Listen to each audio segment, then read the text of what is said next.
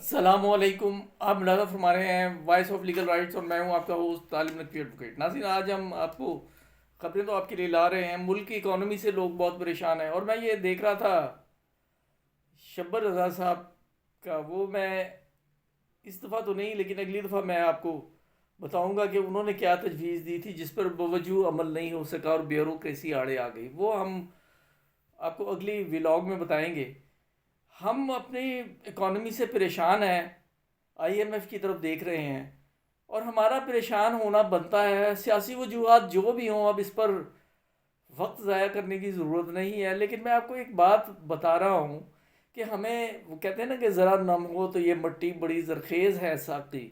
ہمیں ملک کی اکانومی جو ہے نا اسے اپنے سیاسی نظریات یا اپنے سیاسی مفادات سے بالا تر ہو کر دیکھنا چاہیے.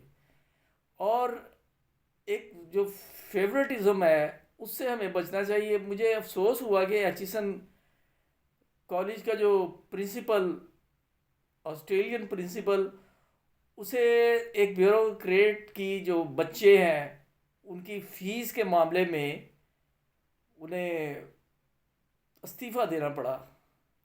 گورننس اس چیز کا نام نہیں ہے. وہ ڈیٹیل آپ آہستہ آہستہ اگر نہیں آپ کو پتا تو آپ دیکھ لیں گے. میں آپ کو یہ بتا رہا تھا کہ ترقی یافتہ ممالک میں بھی ایسے ہو جاتا ہے کہ اکانومی جو ہے وہ مسائل کا شکار ہو جاتی ہے. تو چونکہ ہم بات پورے پاکستان کی کرتے ہیں اور دنیا بھر سے ہمیں لوگ دیکھتے ہیں، امریکہ، برطانیہ اور انڈیا، تو میں یہ آپ کو یہ بتا رہا ہوں کہ یہ امریکہ جیسی جو طاقت ہے اسے بھی اگر اکنامک پرابلم ہو سکتی ہے تو ہم تو اس کے مقابلے میں کچھ بھی نہیں معیشت کے حساب سے. تو یہ ایک خبر میں دیکھ رہا تھا غیر ملکی ذرائع سے کہ امریکی سینٹ نے ہفتے کی صبح 1.2 ٹریلین ڈالر کا حکومتی اخراجات کا بل منظور کر لیا اور اس کے بعد حکومتی اداروں کے شٹ ڈاؤن کا خطرہ ٹل گیا ہے.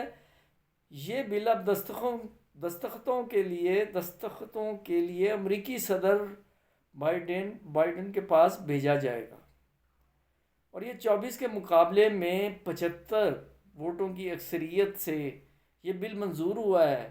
اور اس طرح یہ جو ہے حکومت جو ہے نا وہ اس کرائسس سے نکل آئی ہے. تو یہ سلسلہ چلتا رہتا ہے، لیکن ہم معیشت کی مضبوطی کے لیے دعا گو ہیں، لیکن گورننس کرنے والے جو ہیں کم از کم انہیں بھی اپنی ذمہ داریاں جو ہیں وہ نبھانی چاہیے.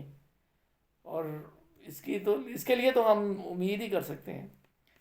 اب ہم بات کر لیں پی ٹی سی ایل کی اور اس کے بعد پھر ای او بی آئی کی. پی ٹی سی ایل کے حوالے سے ہم یہ بات کریں کہ وہ بہت ساری ایک طویل فہرست ہے پی ٹی سی ایل کے کیسز کی جو اپریل میں لگنے جا رہے ہیں.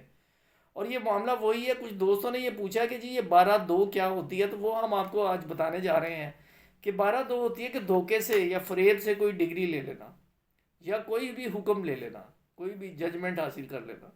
اس میں زیادہ تر میں آپ کو وجہ تسمیہ بتاؤں کہ زیادہ تر جو اس میں یہ ہوتا ہے کہ ہم لوگ جب کیسز کرتے ہیں، پلیڈ کرتے ہیں، تو بعض اوقات یہ ہوتا ہے کہ وہ باوجود انہیں ڈاک نہیں ملتی یا وہ جان بوجھ کے پیش نہیں ہوتے، یا بعض اوقات اس میں پارٹی کی بھی میلا فائڈی شامل ہوتی ہے کہ فریق ثانی کو اطلاع نہ ہو، تو ڈیفینڈنٹ چونکہ پھر اطلاع سے محروم رہ جاتا ہے. یہ میں سول کیسز کی بات کر رہا ہوں، یہ معاملہ ذرا تھوڑا مختلف ہے، لیکن یہ کرتا ٹرائل کورٹ ہی ہے.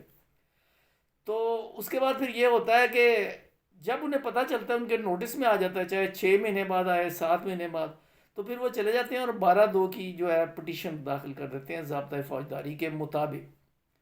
اس کے بعد پھر یہ سیکشن 12 انووک کرتے ہیں اس کی شک 2، اور اس کے بعد پھر یہ جو ہے نا کیس دوبارہ سے وہ دیکھتے ہیں کہ کیا واقعی ایسا ہوا ہے، اور اس کے بعد پھر وہ ہے. اور یہ جو پی ٹی سی ایل کی جو مینجمنٹ کر رہی ہے، یہ فقط اور فقط ٹائم گین کرنے کی کوششیں ہیں، اس میں ان کا اور کوئی بھی مقصد نہیں. اور میں قانون کے ایک طالب علم کی حیثیت سے سمجھتا ہوں کہ انشاءاللہ العزیز پی ٹی سی ایل کے pensioners without the discrimination of V S S سب کو اللہ کے فضل سے وہ ملے گا، ریلیف ملے گا. اور اب ہم بات کر لیتے ہیں ظفر پاشا صاحب کی. انہیں داد و تحسین کے ڈونگرے برسائے ہیں جناب قاضی تحسین احمد ہاشمی صاحب نے. اور وہ کہتے ہیں کہ عمر رسیدہ جہاں دیدہ تعلیم یافتہ درد مند ہنر مند اور دفتریات کے نشیب و فراز سے واقف ہیں، اور سب سے بڑھ کر جس تنظیم کے عہدے دار ہیں ان تمام ممبران کا احساس اور درد دل رکھتے ہیں، اور اپنی تنظیم کو گاہے بگاہے نہیں بلکہ اپنے تجربے سے ہر وقت ہر گھڑی مستفیض کرتے رہتے ہیں. یہ ذکر ہو رہا ہے جناب ظفر پاشا صاحب کا، اور اس میں کوئی شک نہیں ہے، میں اس بات سے متفق ہوں.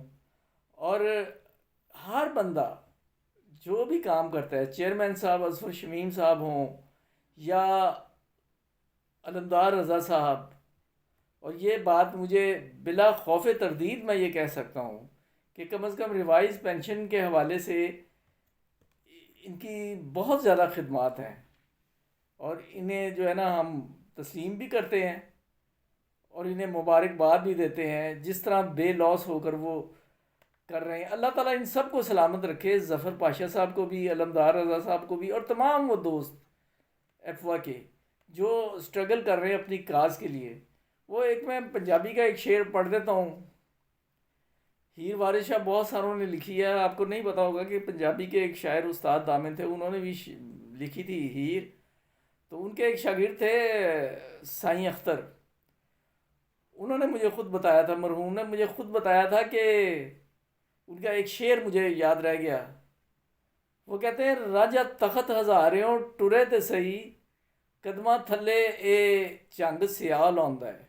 جو دوست پنجابی نہیں جانتے ان کے لیے کہ وہ یہ کہتے ہیں کہ جد و جہد سے کی بات وہ کرتے ہیں کہ اگر آپ جد و جہد کریں اور جو بھی ہو منزل، وہ آپ منزل پالیں گے اور منزل آپ کے قدموں میں ہوگی. تو ناظرین یہ ہے آج کی خبریں. آج کے لیے اتنا ہی. اگر آپ نے سبسکرائب نہیں کیا تو سبسکرائب کر کے بیل آئیکن کو کلک کر کے آل کا آپشن ہے. Thanks for watching.